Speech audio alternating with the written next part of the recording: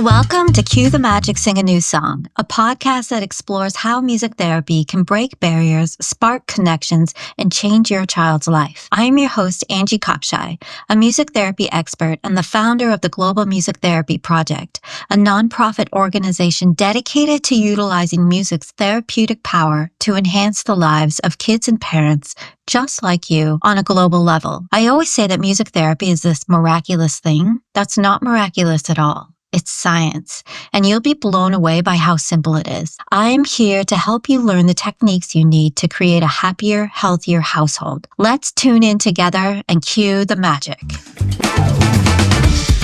And I'm excited to share this week's simple yet powerful try this tip that can make a huge difference in your daily routines, using song for transitions. And in a few weeks, we're going to talk about creating your own songs for transitions, but this week we're talking about using songs that already exist. Transition time, like moving from playtime to bedtime or waking up in the morning, can be tricky for kids on the autism spectrum. But with the right music, you can create a smoother, calmer transition. So how does this work? Songs can serve as a predictable cue that helps your child know what to expect next. Music has the ability to bring structure and familiarity to a situation, which is really helpful for kids who thrive on routine. Whether it's calming them down for bedtime or gently waking them up, the right song can signal that change is coming and provide a sense of comfort and security. So let's start with bedtime. We all know how tough it can be to get a child ready for bed. One song I recommend is Where Do You Sleep by Marie Miller of Rhythm and Strings Music Therapy. She actually created a beautifully illustrated book that's perfect for cuddling up and singing softly together at bedtime. It helps signal that it's time for bed and sets the tone. The predictability of this song helps reduce anxiety and ease your child into a calm, restful state. Now let's talk about morning transitions. Waking up in the morning can sometimes feel jarring or overwhelming. A great song to ease this transition is Good Morning from Songs for Kids on the Autism Spectrum that I recorded with another music therapist and a musical mom with a kiddo on the autism spectrum. The cheerful melody and positive lyrics can gently wake up your child, setting a peaceful, optimistic tone for the day ahead. So here's how you can make this work for your family. 1. Choose a consistent song. Pick one song for a specific transition, like bedtime or wake-up time. Consistency is key to helping your child associate that song with the activity. 2. Play it regularly. Start using that same song every day during that same activity. Over time, your child will begin to expect that song when it's time to transition, making the process smoother. 3. Sing along or participate. If your child enjoys singing or you want to make the moment more interactive, sing along with the song. It's a great way to build connection and make the transition more engaging. Remember, the key here is predictability. These songs act as gentle cues that help prepare your child for what's coming next. And over time, this routine will feel more natural and comforting for them. I'd love to hear how you incorporate music into your transitions. Please share your experiences and let us know what worked for you. Thanks for tuning in, and I'll see you next week for another Try This tip.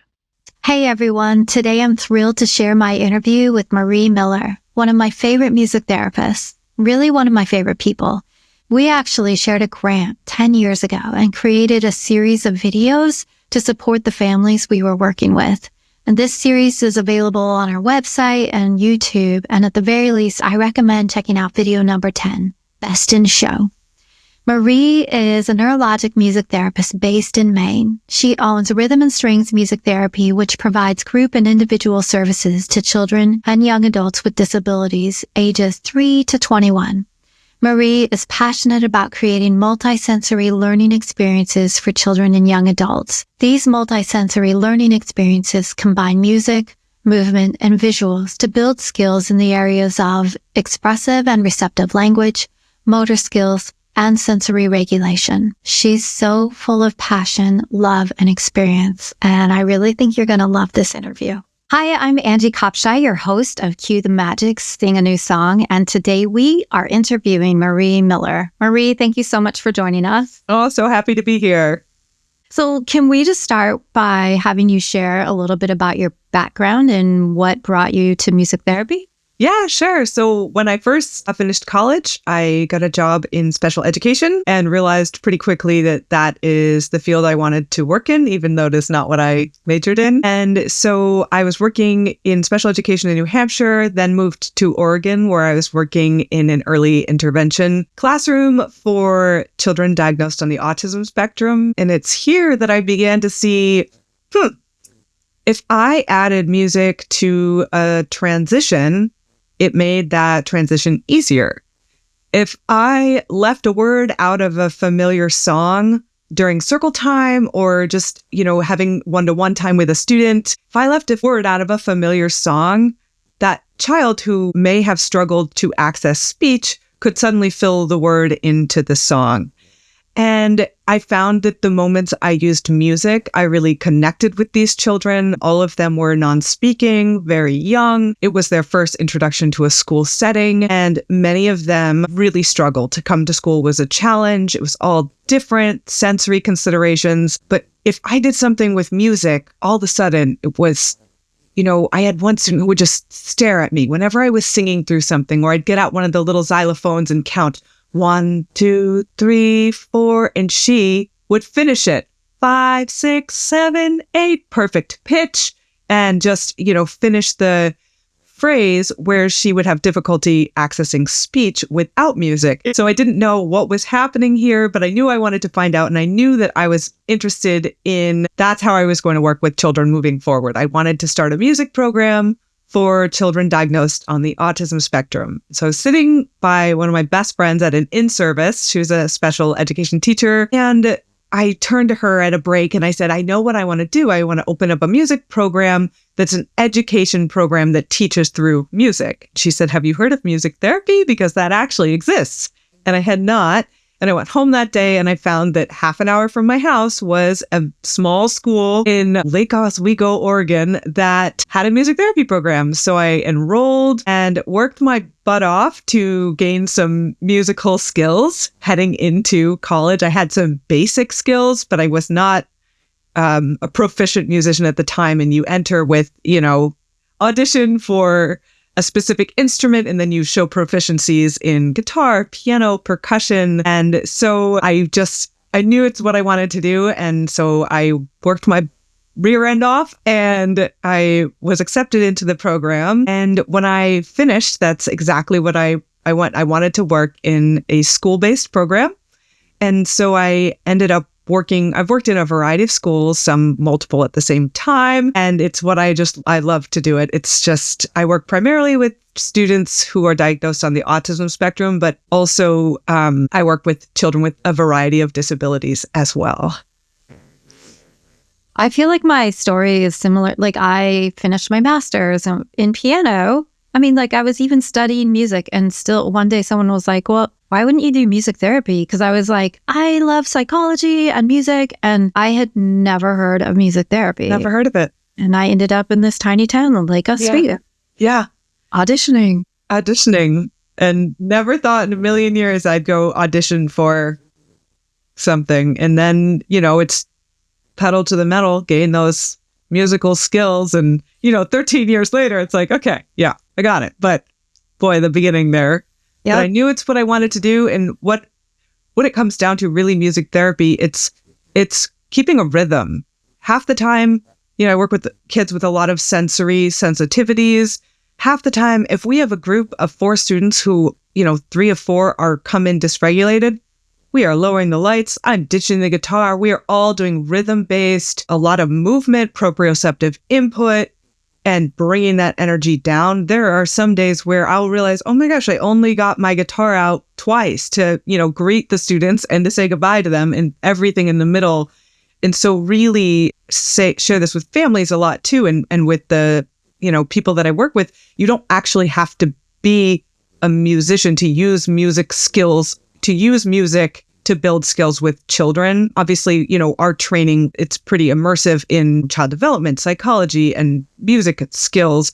But for a parent can use music to build skills in the home, which is, we don't own music and we don't own the, music to build skills. It really is easy to use those things at home.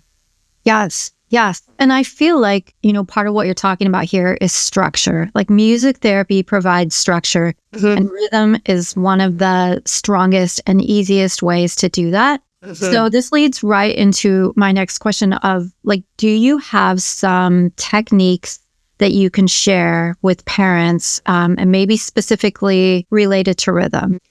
Yeah, so a lot of times rhythm is incredible. Rhythm activates our motor cortex. It's an incredible tool for building speech and language skills because it's priming and timing our oral motor skills. It's engaging our body. It's when we hear rhythm or participate in a rhythm activity with other people, we're in training with each other and building those kind of that pro-social behavior and connection with other people and fostering that sense of connection. And so with rhythm, I tend to go pretty steady. I like a nice steady. A lot of the kids that I work with really benefit from what you said, structure, predictability, and just a steady grounding rhythm.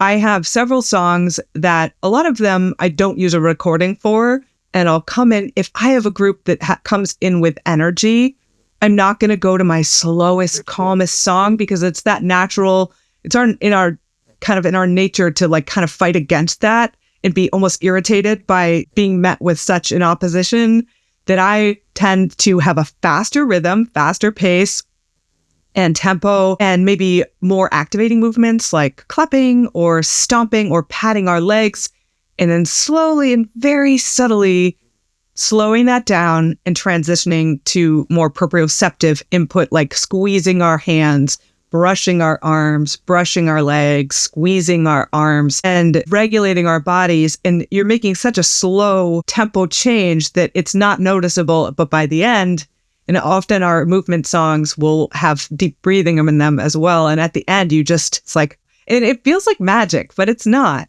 It's music. And humans are we're so primed for music. We're such musical beings, it's across culture. And so if I do this with a recorded song, I may start it at 106. So I'll make a little beat or something in GarageBand and we'll be moving to it very structured. I like to do purposeful movements. Again, starting with maybe clapping and stomping. And then we're going to move to squeezing our hands, brushing our legs, squeezing our head. And then I might get my phone out and I'll change it just a little bit, just a tiny bit lower. So maybe we're at 102. And then by the end of the song, we might be down to 98. And the kids just naturally entrain with that. And so I've met them where they are, kind of a faster 106. And I brought that down. And so even if some of my students aren't motor imitating all of the movements, even if they're just listening to it, their body is coming down with that beat. Yeah. So parents, there are some apps out there for metronome, right? Yes. Do you have any favorites that you would recommend? So with a metronome, I often feel you really have to sing a song with it, because I have found that if I just use a metronome with kids to try to keep the beat, they get irritated by it. So I just found this app. Most of the time I'm changing the tempo right within GarageBand on my iPad. I think the app is called Music Speed. And so when I open it up, so this is a song that I created. I don't know if you can see it even. Yeah. I created a song in GarageBand. I put it in this Music Speed. So if I started at 100%, I know that it's at 106. And I'm only sliding it down very small increments to help kind of help students bring their energy down, ground, regulate, and then doing those purposeful. A lot of times I think we see a child who has a lot of energy. And for example, in one of our groups yesterday, we had a child who was falling out of his chair. He was bumping into his staff person next to him. He was trying to dangle his head upside down. And those are all indications of needing proprioceptive input. And that is seeking that. If you have a kid who's just always kind of seems maybe a little rough, he's always bumping into things or she's always bumping into things, that's seeking that proprioceptive input, so that sensory systems in our muscles, our joints, our skin, and we get that input from, deep pressure or jumping. And I think a lot of people, and me, definitely, before I learned about sensory systems, if I see someone with energy, I'm like, oh my gosh, let's get this kid jumping. Let's put him on a bike. Let's get him, spinning or, just really big, excited movements. Let's just put a song on and get these kids to jump. That was circle time at school, was just kind of free dance.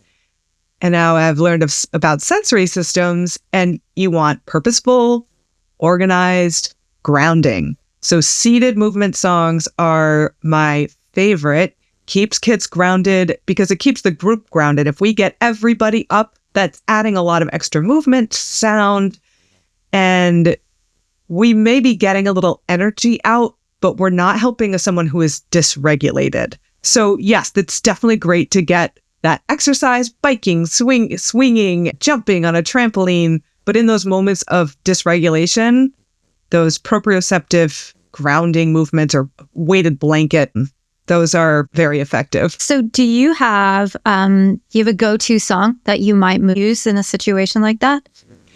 They're my favorite songs too. I have a bunch that I'll just pull out. We start every session, we'll start with a greeting song, and then it's always a seated movement song that does not have guitar. It has little extra in it so that we're all settling in. Group spaces are hard. And so I have one song that will work our way up our body. So I start with our feet, and you can just pretend I'm stomping my feet right now. I'm not going to stomp on the recording, but I'll say, my feet are ready for the day. My feet are ready for the day. And then we do a hand jive. I got to get my hands way up here, though. It's usually around my waist. It's gonna be a good day today. It's gonna be a good day today. So breathe in, breathe out.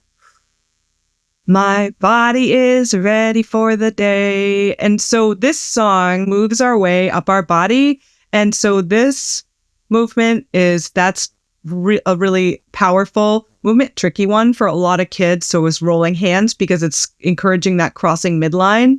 So we're going to cross midline in every single motor song, even if it's just squeezing arms, because when we cross our midline, it's that corpus callosum. It's integrating the connection and communication between our right hemisphere and left hemisphere. And so when I'm creating a movement song, it's going to kind of have that steady. And then we're going to go up to my legs are ready for the day. So we're starting out with two activating movements which are stomping and patting. And I'm singing it this is the tempo I wrote it in. If my kids come in really heightened, I'm going to start it. My feet are ready for the day. And by the end, my arms are ready for the day. My arms are ready for the day. And I'm lowering my volume. It's gonna be a good day today. It's gonna be a good day today. So breathe in, breathe out. My body is ready for the day. 3, 2, 1, 8. And so just that progression starting at the bottom is a really powerful progression. We're going to start at the bottom of so I start with feet, and then we pat legs, and then we're going to switch to brushing legs, which is more of a grounding movement, that proprioceptive deep pressure input, brushing our legs. So when I say brushing our legs, not everyone knows what that is, but I'm basically starting kind of towards my mid thigh and brushing over the top of my knee. Some kids like to go all the way down to their ankles. That's great sensory input, brushing. And so the next thing we do is a sway. So that's for vestibular input, and that's kind of a mixed activating and grounding. And I'll say, my middle is ready for the day. Then we're doing arms. So there's another great kind of sensory input, brushing. I like to teach kids how to provide their own sensory input because a lot of my students are tactile defensive to other people touching them. It does not feel good to them. So if we can teach them to provide their own tactile input when they are sensory seeking, that can be a really great tool for them to have in their toolbox. And then depending on how my kid if they're really engaged, I'm going to add in my shoulders are ready, because rolling our shoulders and lifting our shoulders is just a great way to kind of calm our bodies down. It just signals to our body, I'm okay.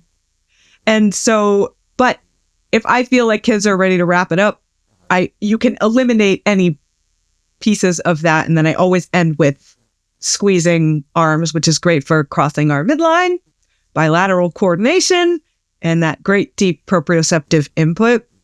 And I actually recently had one of the SLPs that I work with say that they were driving in the van to go do a community outing. And one of my students who has just beginning to develop speech, but he will often sing the songs. He's one of our high school students.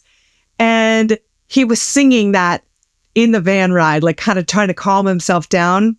I don't remember if they were going to the community outing or on the way back. And just he was going through the song. And I was like, oh, this is what this is why it's so effective, because music, because it's that global experience in the brain, we retain it.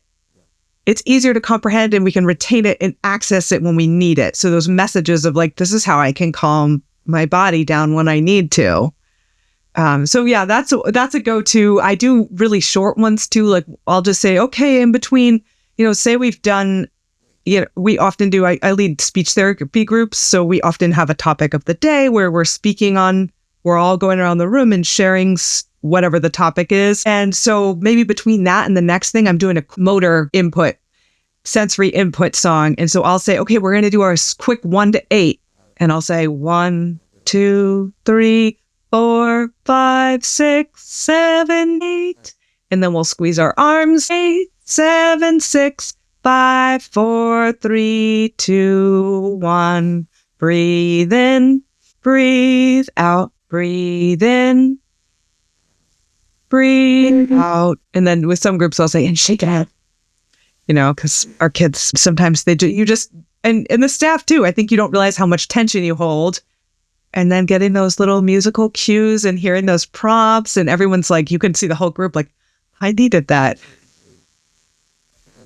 I love it. So much richness in all of that. But you're talking about working with speech therapists and leading speech therapy groups. So I actually want to jump over to some of the things that you've created. And one of the things is make it multisensory, so I'm wondering if you can say more about that. And then my question is also with that and with the seasonal resource package, it's not just for music therapists potentially, like also maybe for parents. Make it multisensory. I will say it could easily be for parents.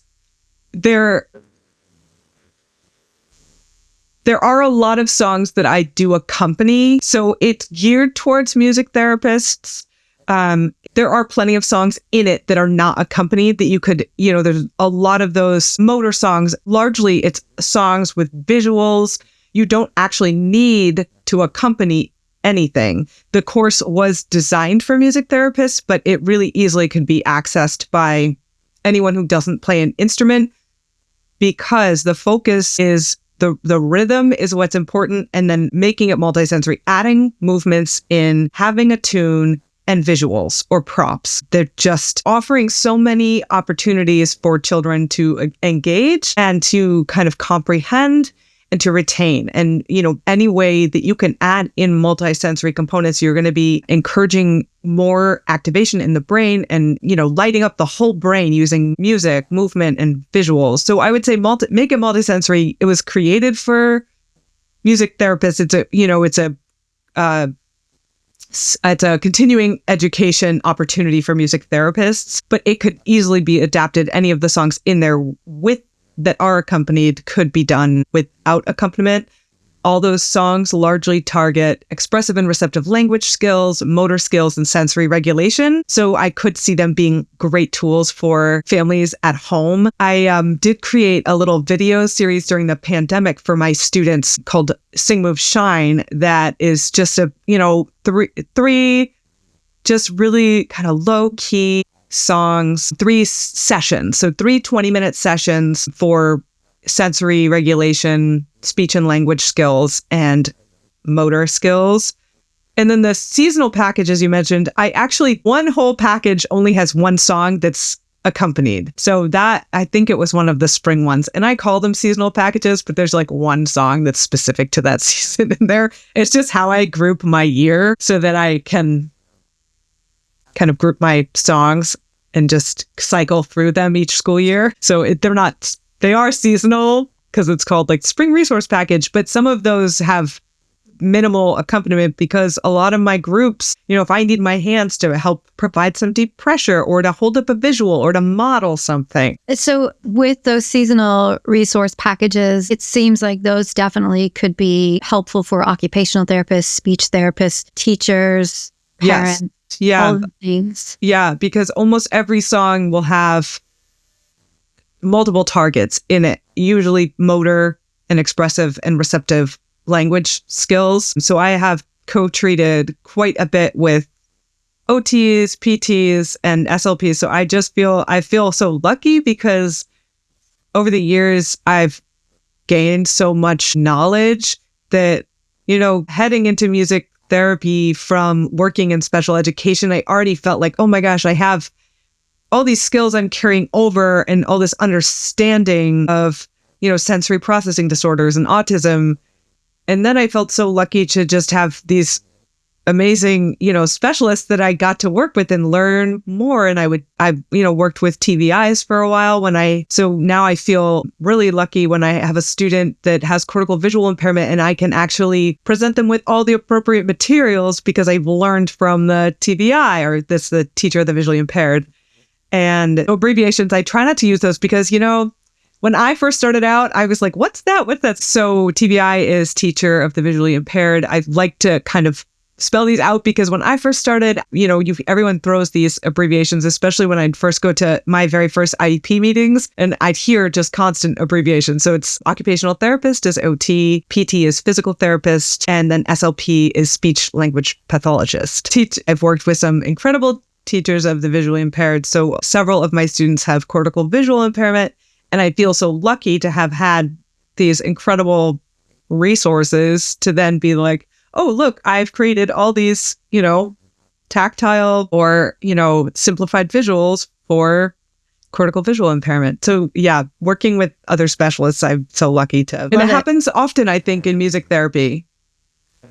Well, so can you say more? So a parent who has not had music therapy before, and all of a sudden you're talking about collaborating with other therapists, like what does that look like hypothetically for a family? Yeah, so I largely am school-based, and so music is so motivating. So I think when we collaborate, we can sort of add in that motivational piece, but also that rhythm, activating the motor cortex and that full brain, that it's just a global experience in the brain. So it lights up all the areas. So it really can be used to facilitate in physical therapy movements and motivate and set a pace for maybe gait training or something. And in occupational therapy, I've worked a lot with occupational therapists because we're doing a lot with, manipulating different things or building skills and, building our skills in two-step directions and things like that, where we can teach, it's such a great collaboration because I'm learning, okay, these are the steps that, to get there. And then I'm putting the song to it. So it's like, well, I know, music, because it's a global experience, they're going to retain those steps easier than if we just taught them the steps verbally. And so they can sing in their head, or say we're, working on, following a direction. And I said, Angie, can you pick up the pen and then, I don't know, pick up the pen and then put the paper on the desk. And you may hear the end of that. And so if you are developing your receptive language skills, you may have heard the end of that, put the paper on the desk. But if I'm like, gonna pick up the pen, put the paper on the desk, pick up the pen, then put the paper on the desk. So the kid is thinking in their head, and I might come up with something a little better than that. It was kind of on the spot. But the kid in their head can hear that tune back. Gonna pick up the pen, put the paper on the desk. So I think and the more we work side by side with specialists, I think they really see the benefit. I actually had a music therapist our speech therapist that I worked with at 2 different schools. We sort of followed each other around. And she actually was the one who pulled me into this speech therapy team. So I lead 8 groups at this amazing school in New Hampshire. And they're all speech therapy groups. So the speech therapists are each paired with a student, and I'm going off their goals for most of our early AC device users. And so I'm using their goals to write my songs to build these skills. And then each student is paired with an SLP who's helping get the, modeling. And so that's what it would look like in a school setting. But if for a parent who is seeking services, private services outside of the home, only had that happen once, in which a parent, their child really loved music therapy, really struggled with physical therapy, did not like to go. And so this was actually back when I was in Oregon. And so I would go with the child. It was a private pay. The parent physical therapy was covered by insurance, and then private pay music therapy to do a co-treat. And I would add music. I would bring some of the favorite books for when the child was working on lying in a certain position, and we'd do Baby Beluga, or, I'd get some of my visuals out or tangible props for them to work on moving towards. And so that was a really neat collaboration. And I'm sure I don't know of any off the top of my head for parents to look into, but I am sure there are co-treats out there that are outside of the school systems. But I'm just in the school system, so that's what I've experienced. That's amazing. Yeah. I feel so lucky. I've worked just on this incredible team that, you're a music therapist, for a long time, it's just see it in action. Just, there's this feeling of it's almost like magic, but it's not. It's science. It's the brain, but you have to see it in action. It's not a glorified music group. And so to have an entire school and all the specialists be so on board with this treatment and with this form of therapy it's pretty amazing. And music it seems like magic. It's, it's an incredible tool, but it's not science.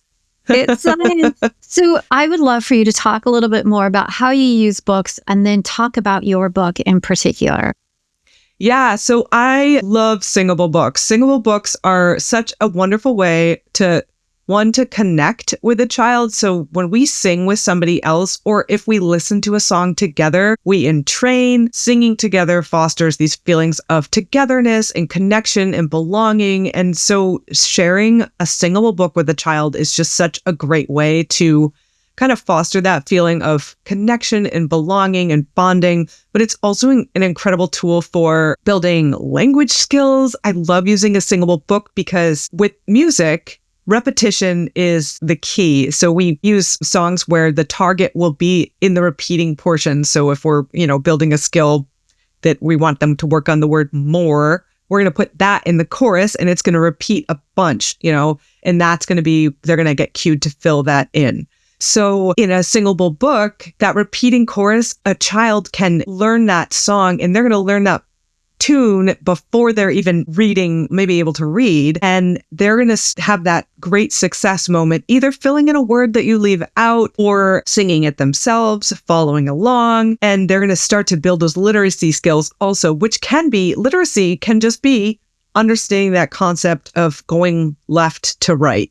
So even just those, starting at the picture on this page, and then we're going to look at the picture on this page, and it's going to follow the song. So the kids have that idea of like, oh, we're going to look at this page now. And then there's that, end of a musical phrase. And that's often when we turn the page. And so kids are beginning to get build those literacy skills. So they'll hear the song in their head, and they're going to start identifying the words that they're seeing with the song that they're hearing. And so when I wanted this first song I decided to do, I'm hoping to do more at some point, but the first song I decided to put into a book is Where Do You Sleep? And I did this one because it was a favorite among so many of my students, but also staff would always request it. And it's like, okay, well, I want to do a book that I know that the adults will like also. And so I did Where Do You Sleep? And I set it up for beginning literacy. So the font is, let me go grab it here. So this is Where Do You Sleep with a little fox on the front. So I set it up so that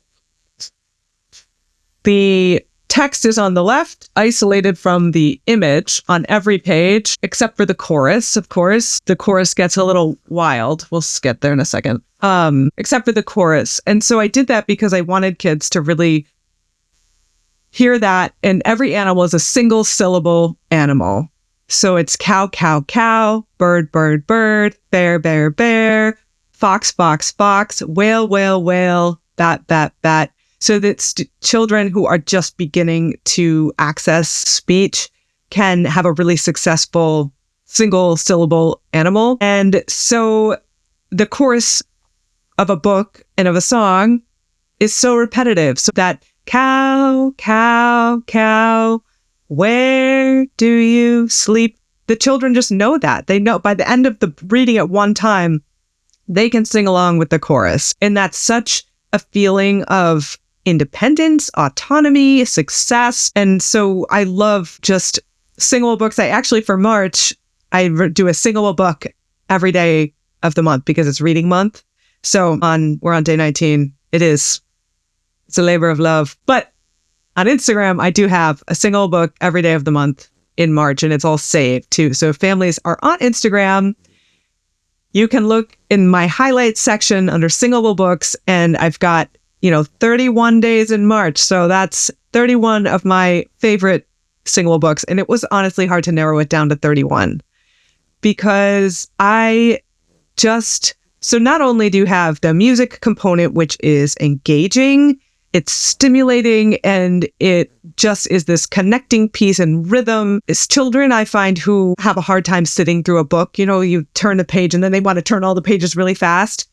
Adding music sets that knowing when to turn the page and adds that, so music activates our reward centers. So we're getting that little dopamine. It releases dopamine. So we're getting that little boost while we're listening to it. So it's engaging, and kids can kind of sit for longer when they're doing singable books. And on top of all that, we have visuals. So that's making it multisensory. So the kids are seeing a picture of what their song is about. And it's just building those language skills and building that vocabulary because we're, looking at the pictures and, the bat is in a cave. The whale is in the sea. And so I love singable books, and they're a really great tool. And some singable books even have movements paired with them. Mine has sign language paired with the animals, which I have on my website so you can learn the animal signs. I'm not fluent in sign language, but I've been taking lessons from a deaf teacher for a long time.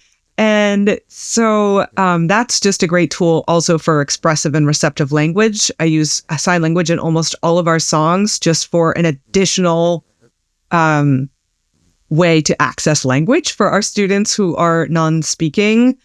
And so, but there's Coming Around the Mountain. I just love it because in the back, it has a list of all the movements it suggests that you pair with each page. And I will say that Coming Around the Mountain singable book back in, 2010, Angie and I were leading music groups with Coming Around the Mountain. And this is what totally turned me on to adding visuals because I found that for a while, we were just adding the words, toot, toot, she'll be, whoa, back. I had to remember. I haven't done that one in a while. And then adding the visuals. I started adding visuals and creating visuals for all the songs. And I just found it was this whole other layer of engagement, sort of like, or just like a singable book.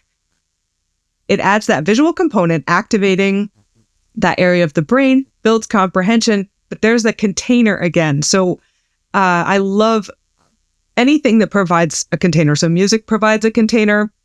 because it is a set structure. It's predictable. We know when it's going to end. So that reduces anxiety. Adding visuals. Okay, the kids learn this song has 5 pictures in it. And at the end, we say goodbye to every picture and I stack them back up. That song is over. A book, I know how it ends. That book is over. So that predictability and that routine can really reduce anxiety and also just set kids up for success. So I love Singable books and visuals. Yes. Yeah. So Marie's site has great resources on it. You can find her. Well, tell us about what you have on your site. Yeah. So if the Singable books, I need to add to my site. In my blog, my very neglected blog, I do have top 12 Singable books. But if you are on Instagram, in my reels, and I think Angie has a way to link my Instagram here, I have in the highlights section at the top, it will be 31 books in that highlight section. We're on 19 right now because it's the 19th. And so on the website, I have my course. I have the book where you can peek inside. You can listen to the recording of the book. And actually, the entire book is on YouTube. So you can hear and see the entire book on YouTube. I wanted it to be accessible and also for people to be able to just kind of pull up their phone or computer. And I have a lot of kids that have the book and still like to, have it sung to them. They like to hear, bring it up on YouTube and hear it. And so I have the resource packages on my website. What else is there? Those are I think that might be, yeah. For people to come and check out, yes, your book and the whole Where Do You Sleep package potentially, and then make it multisensory and your seasonal resource packages. And then you have fun visuals. You have at least parents can see examples of what you're talking about when you say visuals. Yes, for a long time, before the days of Canva, we had to buy all of our visuals or go to Creative Commons. And so I was, just buying tons of visuals from Shutterstock for a long time and still love you, Shutterstock. But Canva has been amazing. I use Canva to create all of my visuals. So for a song, just to kind of explain, thank you for bringing that up. Sometimes I just assume everyone knows, but a visual could be a visual schedule or just one cue. And for my visuals, it'll be basically a visual for each verse of the song. Almost all my songs tell a story. And so, for example, I have a song about animals in a tree. And so we get this huge tree out and I'm putting the tree down. And then I have a picture for each animal. We're pairing sign language with each animal. And then we're doing some movement. So we're patting our legs, we're stretching up, we're stretching down. And so this multisensory experience, where the visuals provide that container. And also visuals provide a great way to be able to reflect back on, follow-up questions. So some of our students who are working on who lived in the tree or where did he go? So they can then look back at the pictures. I just love supplying kids with as many different avenues to comprehend, but also to reduce. I was a student who literally dreaded being called on so much that it would preoccupy because I had a hard time following along at times. And it would preoccupy my brain so much worrying about being called on that I would have no idea what was happening. My younger years, elementary age.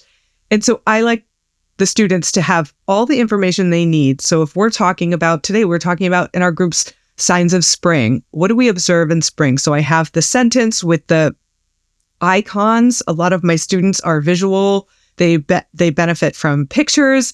And then I have all the options underneath and they can pick one of mine and then type it out on their AC device. I'm not just asking this question with no visuals because someone that struggles with receptive language may not have caught that. So I add visuals to all my songs and also just little picture icons to support whatever the discussion is. But yeah, visuals just are a great way to then go back to a topic. Yes.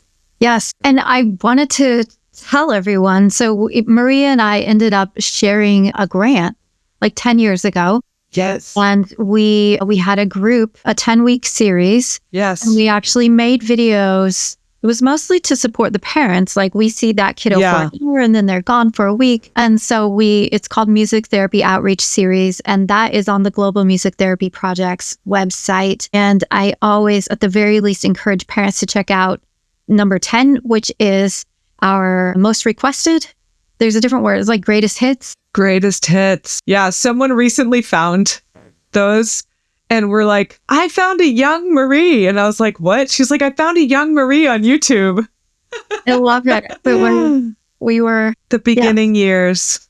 Our beginning years. But beginning years. Just the other day, I used Bear Hunt for the first time with a kiddo, but we had watched the video before. Yeah. Like, that was as close as I could get to. Did you and I use visuals for Bear Hunt? I can't remember. I since added them in. I have visuals for Bear Hunt now. I can't remember if we just used the book. I feel like you did. Yes. There's a picture of a bear on there. There's a picture of the grass. I feel like you had already created visuals. And then I usually use the drum in there too for the 1, 2, 3. And it's just like a nice little distraction break. But so we have that series. So between the two of us, lots of resources that can help parents see what we are talking about right now. I'm trying to think. I know there's a few examples on my YouTube as well. A few songs that I've just put up there. I need to get better about it because I have some students at school that just go home and request it my YouTube channel, but there's only a handful of songs on there. But there are some on there to give the idea of, I created a lot during the pandemic, but it's not all up there anymore. No, but you have great stuff on your website and on YouTube. Okay, I have 2 more questions for you. Well, actually, let's start with this one. Do you have any final words of advice for parents who are just starting to explore music therapy as a tool for their child's development? Yeah, I think that's great if you're looking into music therapy for your child.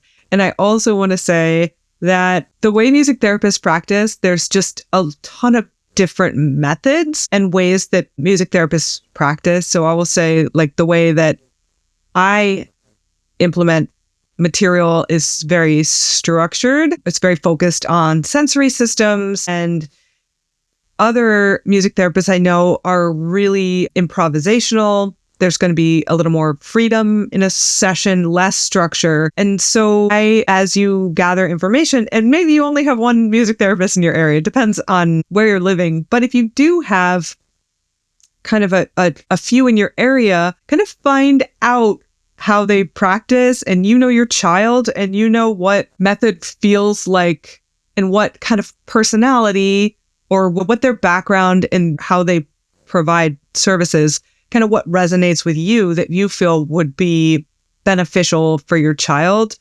And it's like with any specialist, there's a ton of different providers out there, and there's a good fit for everybody. And sometimes it's just, finding that right fit. And there's also often, I know a lot of the therapists that provide individual services will also have small groups. So if it's something that you wanted to just explore a little bit, I would recommend trying a small group and then adding one-to-one is amazing because it will be just tailored towards your child. And especially if they really are needing to develop some skills before adding in a bunch of other kids and sounds.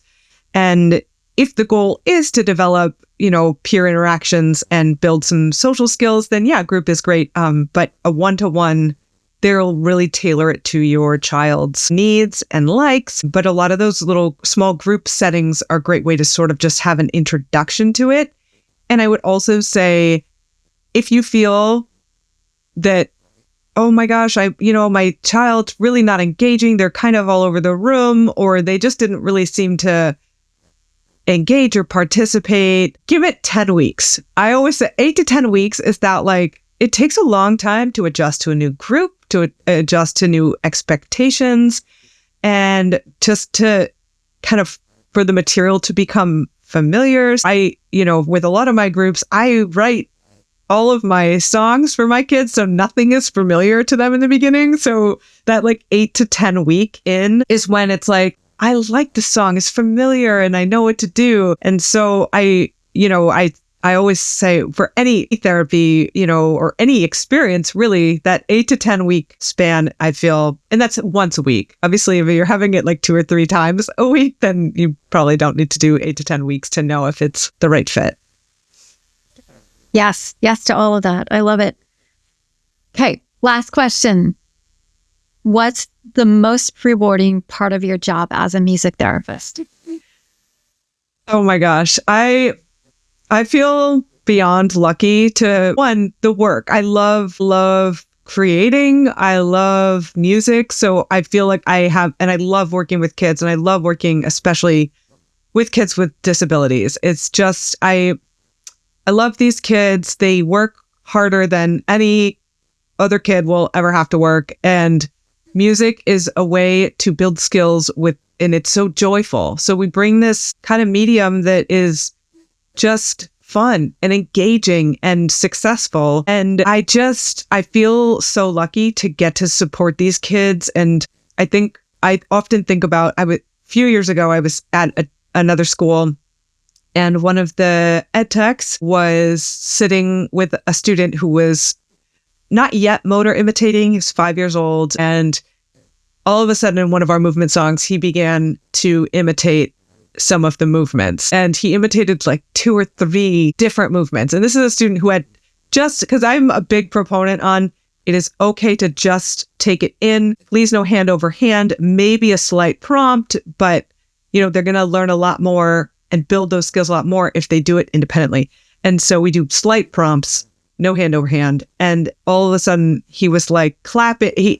He had been watching for, 3 months, watching, taking it in, slight prompt here and there. And then in the ed tech, her eyes just welled up with tears. And she said, she kind of looked at me and she was just saying, I feel like I just watched my own child take his first steps. And I feel like I get that feeling so often. And just that feeling feels like, music is magic. I've said it a couple of times now, but it just supports enough that activating the motor cortex and, activating the language centers. And it just provides those tools that we get to watch children build skills all the time. And it's just so incredible to be a little piece of that puzzle and supporting them. Because I work with kids ages 5 to 22. And so even 22, like our brains are always like neuroplasticity. Our brains are always developing and changing, and just watching kids acquire skills that are going to enhance their lives and make their lives easier. It's so rewarding. Yes, agreed. Thank you so much. This is Marie Miller. Thanks. I'm probably going to ask you to join me again because I have so many questions. Oh my gosh, I'd love to. Thank you so much for tuning in to another episode of Cue the Magic Sing a New Song podcast. Make sure to subscribe to our newsletter and check out our resources at globalmusictherapyproject.com. Before you go, here's one of our songs, Good Morning, from Songs for Kids on the Autism Spectrum that we wrote to help kiddos transition into a beautiful morning. The song is also available in Spanish with our latest album. See you on the next episode. Good morning, my love. Good morning, my love. Good morning, my love. Good morning, my love. Open the blinds. I'm feeling so fine. Good morning, my love. Good morning, my love. Good morning, my love. Good morning, my love. It's a new day. What shall we play? Won't you give me some hugs? Won't you give me some snuff?